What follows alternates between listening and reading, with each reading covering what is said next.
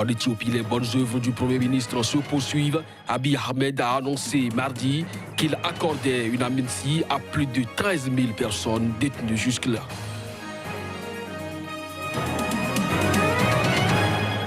Le Haut-Commissariat de l'ONU pour les réfugiés monte au créneau face à l'insécurité permanente dans le nord du Nigeria. Environ 6 000 personnes ont traversé le lac Tchad en pirogue pour se réfugier au Tchad.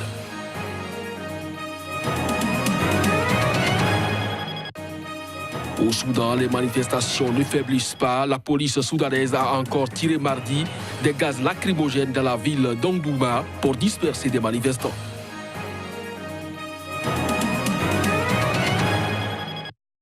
C'est là l'essentiel à développer au cours de ce journal. Mesdames, Messieurs, bonjour et bienvenue. Le Haut-Commissariat de l'ONU pour les réfugiés monte au créneau face à l'insécurité permanente dans le nord du Nigeria. Environ 6 000 personnes ont traversé le lac Tchad en pirogue pour se réfugier au Tchad, juste du fait des conflits insérés par le groupe djihadiste Boko Haram.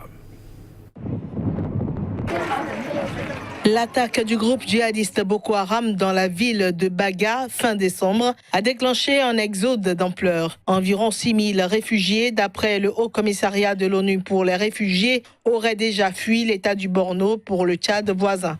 Début janvier, les Nations Unies avaient déjà annoncé que plus de 30 000 personnes avaient trouvé refuge à Maïdougouri, capitale de l'État du Borno, à la suite d'une recrudescence des combats. La grande majorité venait également de Baga, où les combats entre la faction de Boko Haram affiliée au groupe de l'État islamique et l'armée nigériane font rage depuis le 26 décembre. L'armée nigériane, qui a perdu des dizaines, voire des centaines de soldats depuis les 6 derniers mois, a affirmé avoir repris le contrôle de cette ville stratégique le 10 janvier. Le nord-est du Nigeria connaît une très inquiétante recrudescence d'attaques, alors que le pays organise la prochaine élection présidentielle dans moins d'un mois. La semaine dernière, le HCR avait rapporté que 9 000 Nigérians avaient tenté de se réfugier au Cameroun après l'attaque sanglante d'une autre ville à la frontière entre les deux pays. Les autorités camerounaises avaient toutefois refusé de les accepter sur leur territoire. En Côte d'Ivoire, à peine ouvertes, les premières discussions autour de la réforme de la commission électorale indépendante font l'objet de contestations de la part d'une partie de l'opposition. Celle-ci dénonce une exclusion et évoque une mascarade. Plus de précisions à travers ces images. C'est sans doute la réforme politique la plus attendue de l'année en Côte d'Ivoire. Ce lundi, une quinzaine de partis politiques significatifs ont été invités par le Premier ministre Amadou Koulibaly à la cérémonie officielle d'ouverture des négociations autour de la question épineuse de la réforme de la commission électorale indépendante. Le Front populaire ivoirien de Laurent Gbagbo n'est pas invité, enrage Assoa Adou, le secrétaire général de la dissidence du FPI depuis le domicile de l'ex-président ivoirien à la Riviera Golfe. Le successeur de fait d'Abdoudramane Sangaré, décédé début novembre 2018, déclare que son parti ne se sent donc pas concerné par cette mascarade qui va éluder les vrais problèmes de la Côte d'Ivoire. Si Assoa Adou clame que la dissidence du FPI n'a pas été invitée, Liberté et démocratie pour la République, leader de Mamadou Koulibaly, ex-président de l'Assemblée nationale, soutient pour sa part avoir été convié dans un premier temps avant de se voir refuser l'entrée de la primature où ont été ouverts les travaux. D'autres leaders politiques, à l'instar de Brahima Soro, le président de l'Union pour la Côte d'Ivoire, n'ont pas été conviés à la rencontre. La réforme de la commission électorale indépendante est au cœur de revendications politiques de l'opposition depuis plusieurs années. Tous les acteurs sont unanimes sur la nécessité d'une recomposition du bureau central dominé par les représentants du pouvoir, mais la réforme en profondeur ne fait, elle, pas l'unanimité. Le gouvernement est favorable à un simple rééquilibrage des forces au sein de la commission, alors que l'opposition voudrait un toilettage allant jusqu'à la refonte du code électoral. Au Soudan, les manifestations ne faiblissent pas. La police soudanaise a encore tiré mardi des gaz lacrymogènes dans la ville de Omdurman. C'était pour disperser des manifestants qui dénoncent la politique du gouvernement. Des manifestants anti-gouvernementaux étaient réunis pour dénoncer la mort d'un protestataire tué la semaine dernière au Soudan. Ce nouveau rassemblement a eu lieu avant les manifestations nocturnes à Omdurman et à Khartoum, et ce, plus d'un mois après le début du mouvement de contestation. Lundi, un comité de médecins membres de l'Association des professionnels soudanais, un groupe en première ligne de la contestation, a annoncé que le protestataire blessé lors des affrontements avec les forces de sécurité à Khartoum avait succombé à ses blessures. Quasi quotidiennes, les manifestations se sont vite transformées en contestation du pouvoir d'Omar el-Béchir, qui tient le pays d'une main de fer depuis un coup d'État en 1989. Rassemblés près de la maison du manifestant tué à Omdurman, les protestataires ont encore appelé à la chute du président Béchir. Depuis le 19 décembre, la vague de contestation a fait 26 morts, dont 2 membres des forces de sécurité. La répression gouvernementale a suscité des critiques à l'étranger. Amputé des 3/4 de ses réserves de pétrole depuis l'indépendance du Soudan du Sud en 2011, le pays est confronté à une inflation de près de 70% par an. Plusieurs villes souffrent de pénurie de pain et de carburant, tandis que le prix de la nourriture et des médicaments a plus que doublé. Le Premier ministre de l'Éthiopie poursuit ses bonnes actions. Abiy Ahmed a annoncé mardi qu'il accordait une amnistie pour plus de 13 000 personnes détenues jusque-là. Programme de réforme du Premier ministre de l'Éthiopie en marche. En effet, le Parlement avait adopté une loi permettant aux personnes reconnues coupables de trahison, crimes contre l'ordre constitutionnel et lutte armée de présenter une demande d'amnistie. Plus de 13 200 personnes ont profité de cette loi au cours des 6 derniers mois.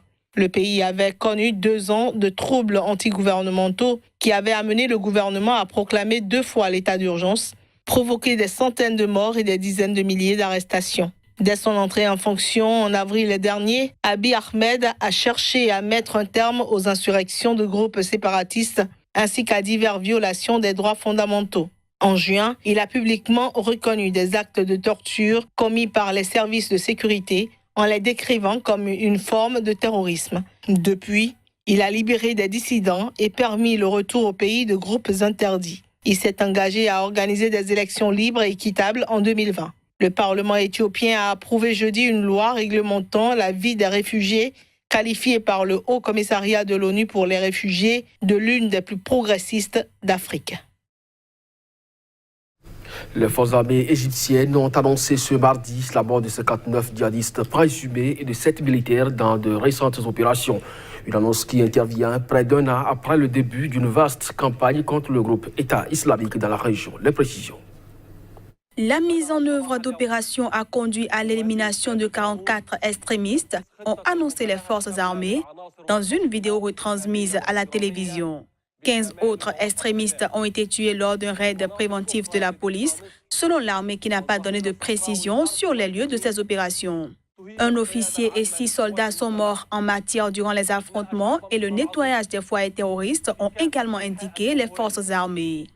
Les autorités égyptiennes ont lancé en février 2018 une vaste campagne baptisée Sinaï 2018 pour déloger l'État islamique de cette péninsule située à l'est et du reste du pays, notamment de la frontière avec la Libye. Au total, plus de 550 djihadistes présumés et une quarantaine de militaires ont été tués depuis le lancement de Sinaï 2018, selon les chiffres officiels. Cette opération était prévue pour durer 3 mois, selon les instructions du président Abdel Fattah al-Sisi à ses forces de sécurité. Lors d'une interview récemment diffusée par la chaîne de télévision américaine CBS, le président égyptien avait été interrogé sur l'incapacité de l'Égypte à venir à bout de l'insurrection djihadiste au Sinaï. Il avait répliqué en affirmant que les États-Unis n'avaient toujours pas réussi à défaire les talibans en Afghanistan après presque 18 ans de conflit. Alors qu'elle arrive à peine Davos, l'élite économique mondiale a été cueillie à froid lundi par un avertissement du Fonds monétaire international sur la croissance, sur le mécontentement populaire qu'alimente des inégalités toujours plus criardes. De quoi faire encore baisser la température dans la station de ski UP des Alpes suisses où vont converger jusqu'au vendredi prochain les quelques 3000 participants au Forum économique mondial. Les images. Grands patrons, chefs de gouvernement, ministres, mais aussi activistes doivent participer à des débats sur les thèmes les plus variés, allant des déchets plastiques à la géopolitique en passant par l'intelligence artificielle. Ils sont accueillis cette année par une grande campagne d'affichage des organisateurs, les incitant à délaisser Jette et Berlin. Nous voulons être tournés vers l'avenir et pas seulement absorbés par la gestion des crises. Une très grande partie de l'énergie mondiale en ce moment est consacrée à la gestion des crises.